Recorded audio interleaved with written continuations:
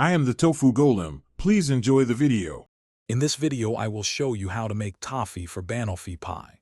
First, gather your ingredients. 1 can of sweetened condensed milk, 100 grams of unsalted butter, and 100 grams of light brown sugar. You'll also need a heavy-bottomed saucepan and a whisk. This simple recipe creates a rich, creamy toffee, perfect for the delicious base of any classic banoffee pie.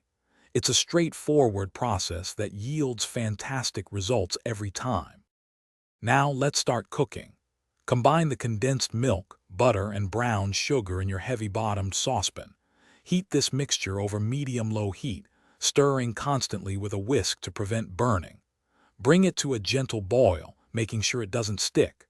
Continue cooking for about 5 to 10 minutes, or until the mixture thickens and darkens to a lovely golden brown color. Consistent stirring is key here for a smooth result.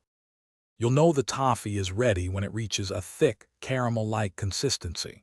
It should coat the back of a spoon and hold its shape briefly when you lift the spoon. Once you achieve this desired thickness and color, immediately remove the saucepan from the heat. Remember, the mixture will be extremely hot, so exercise caution to avoid any burns. This perfect consistency is crucial for a delightful banoffee pie. Once your toffee is cooked, you can pour it directly into your prepared pie crust for banoffee pie. Alternatively, let it cool slightly in the saucepan before spreading it evenly over a biscuit base. Allow the toffee to cool completely and set for at least 30 minutes before adding your next layers. Any leftover toffee can be stored in an airtight container in the refrigerator for up to 1 week. Enjoy your homemade banoffee pie.